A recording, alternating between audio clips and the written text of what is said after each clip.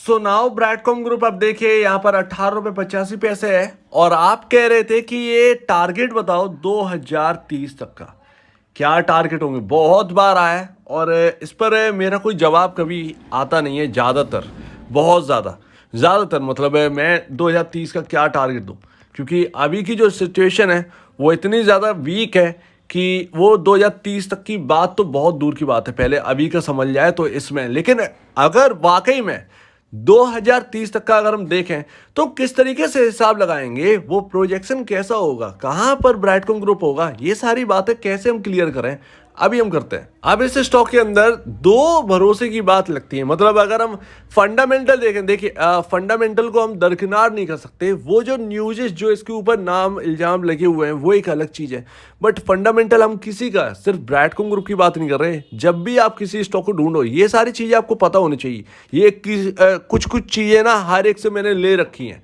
तो वही चीज़ मैं आपको बता रहा हूँ। और वो चीज़ आपको, अगर वो चीज़ करेंगे ना तो आप आगे बहुत अच्छा सिलेक्शन किसी ना किसी में कर सकते हो। और ये भी ब्रैडकॉम ग्रुप जब सेलेक्ट किया था तब सबको अच्छा लग रहा था और मुझे भी बहुत अच्छा लगा था। लेकिन जब दिक्कतें आई, दिक्कतों से एकदम मतलब ये अच्छा नहीं, ये अच्छा नहीं, वो एक अलग बात है। लेकिन हमने चुना एक बेहतर था।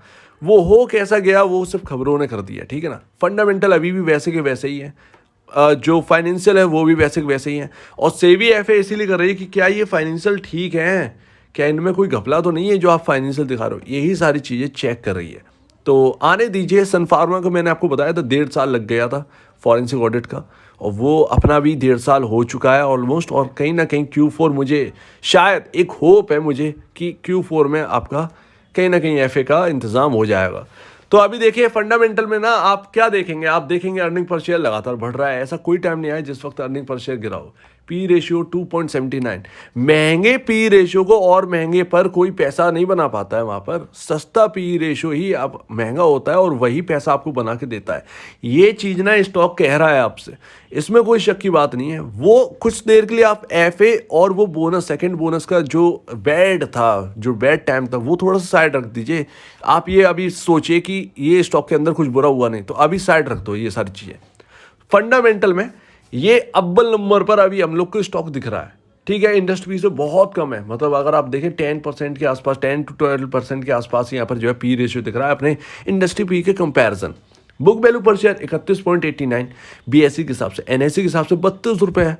32 रुपये के नीचे ये स्टॉक काम कर रहा है आपका 18 रुपये 85 पैसे या 18 रुपये 90 पैसे के आसपास। तो अपने बुक वैल्यू, जो इसकी रियल वैल्यू है, अपने बुक वैल्यू से ही कम डाउन काम कर रहा है ये स्टॉक। तो हर फंडामेंटल के हर पैरामीटर पर अगर आप देखोगे तो हर पैरामीटर पर ये आपको अच्छा ही दिखेगा, इसमें कोई शक की बात नहीं है। और मुझे भी अच्छा दिख रहा है। और हम फंडामेंटल में और क्या देखें, हम कंपनी के अंदर घुसकर ये तो देखेंगे नहीं कि भैया आओ बता दो यार, इतना ना ये हमारी कोई पोजीशन नहीं है कि हम जाकर एकदम ना हम सवाल जवाब करते हैं। वो सामने वो यूएस के अंदर ना खुलेआम वो पूछ देते हैं रिटेल इन्वेस्टर की एक, और वो जवाब देते हैं। और यहाँ पर भी इन लोग को जवाब देना पड़ेगा, लेकिन ये हमारे सामने थोड़ी मिलते हैं, ठीक है ना। तो ये मैनेजमेंट हमारे सामने नहीं बैठा कि हम सवाल जवाब कर लें। लेकिन एक्चुअल में हम जाकर हम ये नहीं कह सकते कि आप दिखाओ, चले दिखाइए आपका क्या है, वो पूछेंगे आप कौन है। तो फिर ये एक आ जाती है। कुछ कुछ कंपनियां हैं जो कि रिटेल इन्वेस्टर को बहुत ज़्यादा मानती हैं, ये भी मानती है कहीं ना कहीं। लेकिन वही चीज़ है कि बुरे वक्त में सब कुछ अच्छी चीज़ें ना वो धुंधली हो जाती है। तो आपका हो गया फंडामेंटल। अब देखिए दूसरी ऐसी क्या चीज़ है जो कि हम लोग को दिखा रही है। देखिए बहुत डरावनी चीज़ हो गई थी अभी तो, म्यूचुअल फंड का एग्जिट। एकदम ऐसा लगने लगा था कि म्यूचुअल फंड तो निकल गए, लेकिन एक्चुअल में 10 फरवरी तक ये सारी चीज़ें क्लियर हो गई थी। एक भी म्यूचुअल फंड ने अपने सिंगल शेयर को सेल नहीं किया है ब्रैडकॉम ग्रुप ने, उल्टा निप्पॉन ने अपने शेयर्स बढ़ा और दिए हैं इसके अंदर। तो अगर यहाँ पर कुछ फॉरेंसिक ऑडिट आ जाए, भगवान करे कि यहाँ पर जो है फॉरेंसिक ऑडिट हमारा जो है वो Q4 के साथ ही आ जाए, कैसे भी करके वो अप्रैल के लास्ट, मई के स्टार्टिंग पॉइंट पर ये हमारे सामने फॉरेंसिक ऑडिट आ जाए तो बहुत कुछ बदल सकता है। और अगर उस वक्त मार्केट भी बदल जाए तो फिर कहने ही क्या। तो फॉरेंसिक ऑडिट का यहाँ पर तड़का और फिर मार्केट का यहाँ पर जो है घूमना, वो हमारे लिए सब कुछ अच्छा होगा। और उस वक्त ये भी देखा जाएगा कि म्यूचुअल फंड एक्चुअल में क्या करते हैं। तो इस वक्त तो म्यूचुअल फंड जो है ना, वो उन्हें भी पता है कि फॉरेंसिक ऑडिट जैसे कुछ चल रहा है इस स्टॉक के अंदर, और ये स्टॉक के अंदर 86% गिर गया है। और म्यूचुअल फंड का कुछ अपना पैसा नहीं होता है, ये सारा पैसा पब्लिक मनी है जो कि यहाँ पर निवेश कर रखे हैं, तो इसका भी कुछ वेटेज हो गई ना, ऑब्वियसली बात है, इसका भी कुछ वेटेज है, राइट। तो अच्छी तो कर ली। अब यहाँ पर जो है प्रोजेक्शन की जरा बात करते हैं। 2030 जो आप कह रहे हैं 2030 तक का क्या प्रोजेक्शन है। देखिए कोई भी स्टॉक हो, आप इन्फोसिस, टीसीएस, विप्रो या कोई भी ए टू जेड, आप माइक्रोसॉफ्ट तक खींच के ले आओ, आप एप्पल तक खींच के ले आओ, वो आपको ना सिर्फ प्रोजेक्शन का एक दर्शन दे सकते हैं, लेकिन रियल प्रोजेक्शन बता नहीं सकता। कोई भी आप प्रोजेक्शन नहीं दे सकते। प्रोजेक्शन जो है वो पर क्वार्टर बेसिस पर ही चलती है। अगर एक लॉन्ग टर्म इन्वेस्टर है तो वो लॉन्ग टर्म इन्वेस्टर कैसे बनता है, सबसे पहले आप ये तो पता करो। लॉन्ग टर्म इन्वेस्टर पर क्वार्टर हर चीज़ को देखता है, फाइनेंशियली, फंडामेंटल कि किस तरीके से चेंज हो रहे हैं, किस तरीके से फाइनेंशियल चेंज हो रहे हैं, ये सारे के सारे वो है, वो नोट करता रहता है।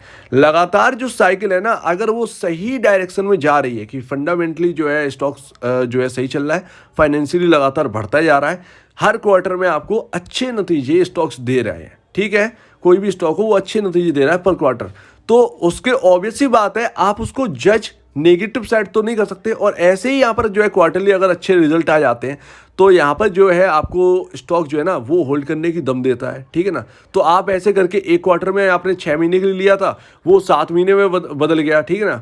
तो क्वार्टर दर क्वार्टर आपको अच्छे रिजल्ट मिलते गए, आप उसे होल्ड करते गए, ऐसे आपको जो है वो मल्टी बैगर स्टॉक आपको मिल जाता है, या कहना आप लॉन्ग टर्म इन्वेस्टर बन जाते हो, ठीक है। तो हर क्वार्टर को जज करना इंपॉर्टेंट। तो हमारे हिसाब से क्वार्टर तो सब कुछ ठीक है ब्रैडकॉम ग्रुप का, बट हमारे सामने जो एफए का जो प्रॉब्लम है वो हमारा जो है ना वो सिरदर्द बन के रह गया। वो एफए का प्रॉब्लम तो यहाँ पर जो है सॉल्यूशन मिलेगा, लेकिन वक्त हो चुका है, 1.5 साल कुछ कम नहीं होता, लेकिन आने वाला होगा। अब कब आएगा कैसे आएगा ये पता नहीं, लेकिन जल्द से जल्द आपके सामने फॉरेंसिक ऑडिट तो आएगी, ठीक है। तो उससे भी अब पहले जैसी नहीं है कि 6 साल लगा दिए किसी स्टॉक के अंदर, आप ट्री हाउस का नाम लेते हो, वो तो ठीक है। तो कुल मिलाकर हर क्वार्टर को जज कर ही आप आगे बढ़ सकते हो। आप 2030 का जो लेकर बैठते हैं ना टारगेट, वो कभी भी आप कंप्लीटली जज नहीं कर पाओगे, आप कभी भी इस तरीके से नहीं निकल पाओगे, ठीक है ना। एक फंड वाला कह सकता है क्योंकि वो इतना बड़ा उसका नाम है ना, वो जो कहेगा उस पर वेटेज बहुत आएगा, लेकिन असलियत ये है कि वो फंड वाले ही फेल हो जाते हैं कई बार। तो आप समझ रहे हो ना, तो ये बहुत ज़रूरी है ये समझना कि आप 5 साल का टारगेट नहीं निकाल सकते। हमें ये भी नहीं पता है कि 5 साल वो बैंक टिक भी पाएगी या नहीं, हमें ये नहीं पता कि 5 साल बाद वो कंपनी, वो टेक्नोलॉजी टिकेगी या नहीं टिकेगी। तो ये सारी बातें हैं, तो बहुत टेक्नोलॉजी बदलती रहती है हर वक्त, तो वो एक अलग चीज़ है भाई, उसमें आपको नहीं पढ़ना चाहिए। 2030 का तो बहुत दूर की बात है, फिलहाल का जो है ना वो देखिए, क्या आपके फंडामेंटल कह रहे हैं कि ये स्टॉक ठीक है, हाँ फंडामेंटल ठीक है, फाइनेंशियल ओके है, लेकिन जो फॉरेंसिक ऑडिट की जा रही है उसका ही नीड है, जो उस पर अभी ठप्पा लगा हुआ है इस स्टॉक के ऊपर, वो मिटना ज़रूरी है, उसके बाद ही कुछ यहाँ पर घूम सकता है। और ज़्यादातर मैंने यहाँ पर यही देखा है, टेस्ला में ऐसी क्या प्रॉब्लम थी, वो टेस्ला देखिए कहाँ से कहाँ गिर गया, ठीक है। और टेस्ला तो 1 नंबर की कंपनी है, तो वो एक अलग चीज़ है। आप गिरने की कहें तो गिरने में तो एक्सपर्ट है ये स्टॉक्स, कहें तो जो भागे थे उनके अंदर बहुत बहुत भारी भारी गिरावट दिखी है, तो ये तो आप मानते हैं। तो अभी ना 2030 का बात को देखिएगा, ये सारी चीज़ें ना आपके क्वार्टर पर निर्भर करती हैं, और आप क्वार्टरली जब जज करते जाएंगे स्टॉक को तो वो टारगेट जो है ना वो अपने आप ही अचीव होता जाएगा, राइट।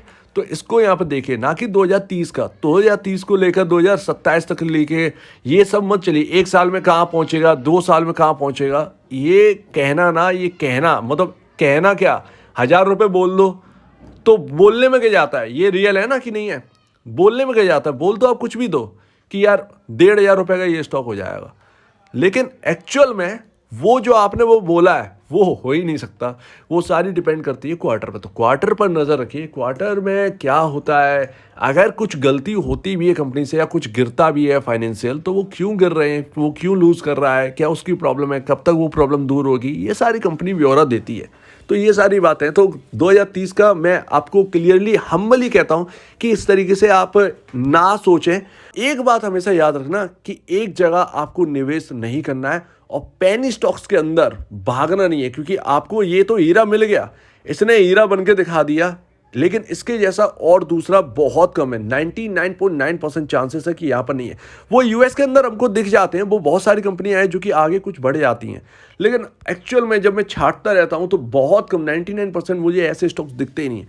एक जो लौता दिखा था वो बीसीजी दिखा था, और वो बन के फिर भी बिगड़ चुका है। अब बनेगा या नहीं बनेगा ये निर्भर करता है अभी के टाइम पर, तो देखते हैं क्या होता है। लेकिन प्रोजेक्शन करना बहुत मुश्किल है, और ना ही करो तो ज़्यादा बेहतर। किसी भी कंपनी का आप प्रोजेक्शन नहीं कर सकते, ये क्लियर है। तो आप इसको समझिए थोड़ा सा, और आपका क्या कहना है इसके ऊपर कमेंट सेक्शन में कहिएगा, क्या कहिएगा। और अब दीजिए मुझे वीडियो देखने के लिए बहुत धन्यवाद दोस्तों।